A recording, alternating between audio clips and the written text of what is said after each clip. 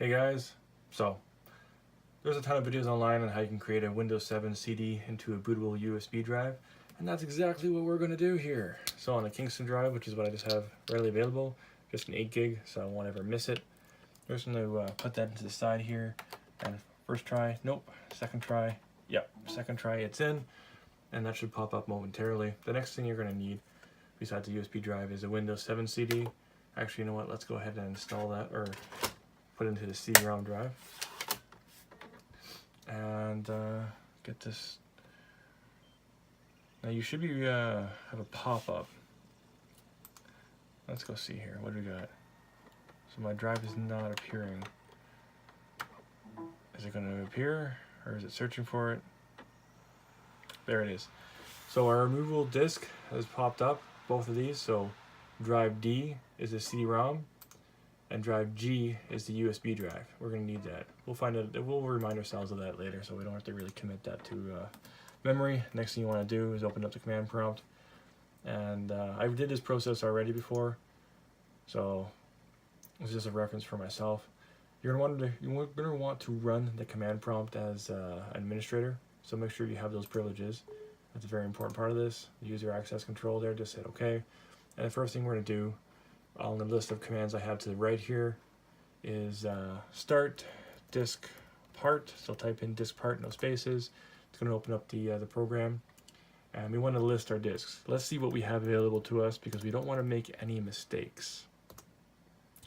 We have 3 disks, the 2 hard drives, so they're in gigabytes, and the USB drive, which is in megabytes. It equates to about 8 gigabytes. So now that we know what this is, disk 2, let's commit that to memory. And let's go select disk 2. Done.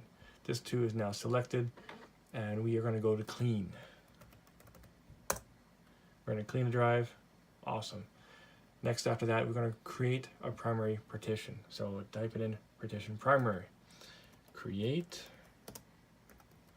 partition primary. Done. The next thing we want to do on the list here, after you've done the partition primary, you want to select partition 1. Okay, so let's select partition, which we want. Yeah, partition 1. Okay. Oh, I typed it around. So we go to select partition 1. Partition 1 is now selected, and the one after this we want to do is set this to active. Okay, so let's go. Spelled that wrong. Active. This part marked current partition as active. Awesome. Now we're going to want to format the drive. So format fs equals ntfs, and type in quick. If this program or this program line doesn't work, just get rid of the quick there.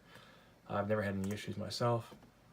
And in a few seconds it'll be done. Then we'll go to assign, which then we'll get our letter. And right now it should be complete.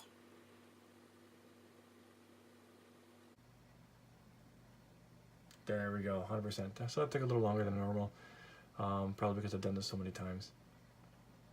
And let's go to assign. Assign, and then it'll pop up now. Beautiful. So our drive letter is disk F.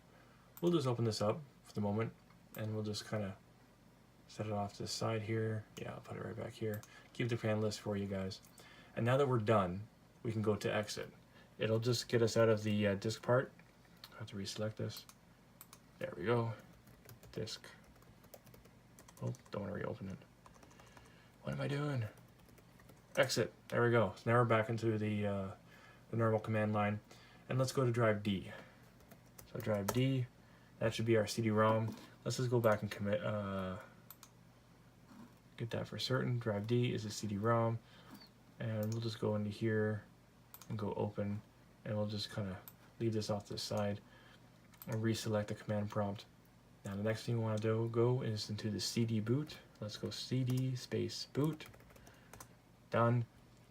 And then we want to take the boot sector and swap it over to transfer it from drive D, which is where we are, from the boot directory, which is where we are, and we want to send it over to drive F. So on this computer with all the new hard drives and everything, it's a little bit different than what I have listed here, but we'll just type in this command line, which is bootsect.exe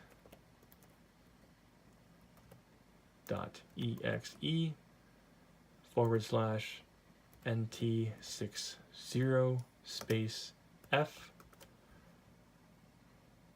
Enter. So now it's going to transfer that over to the drive. See, successfully updated to the target volumes. Beautiful. So we're going to reopen that.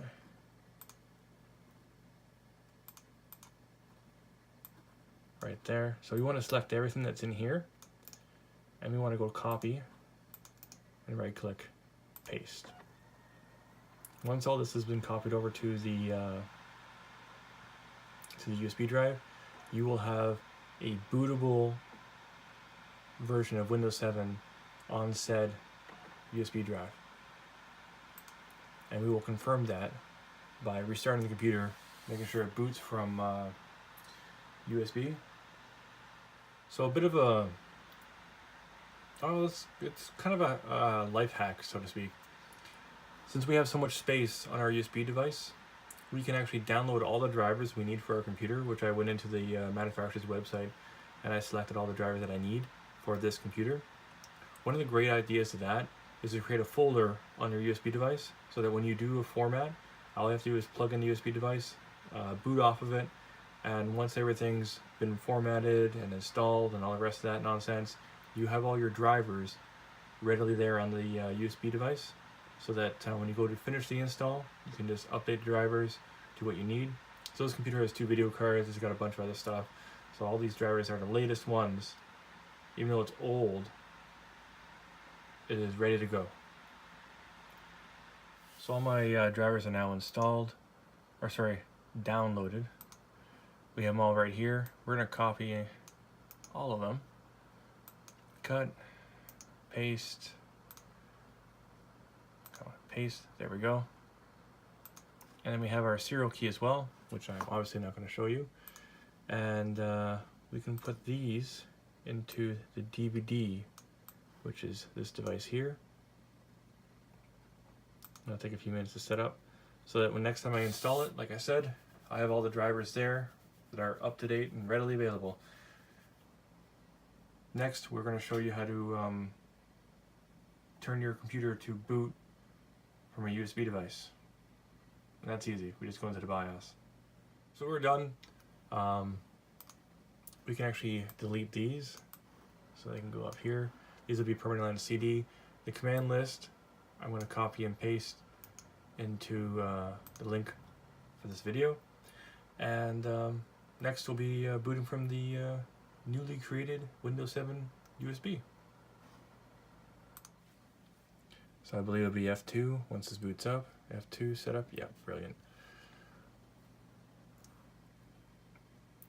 And we're gonna go over to boot, and it says CD-ROM, hard drive, USB mass storage device. So in order to change that, we have to what do you call it? Change values, plus or minus. Beautiful. So on the pad, move that up. So it goes USB, CD-ROM, then a hard drive. So F10 to save and exit.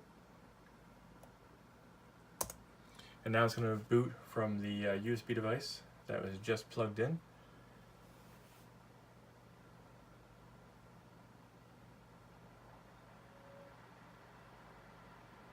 See, there it is. Windows is now setting up to load Windows.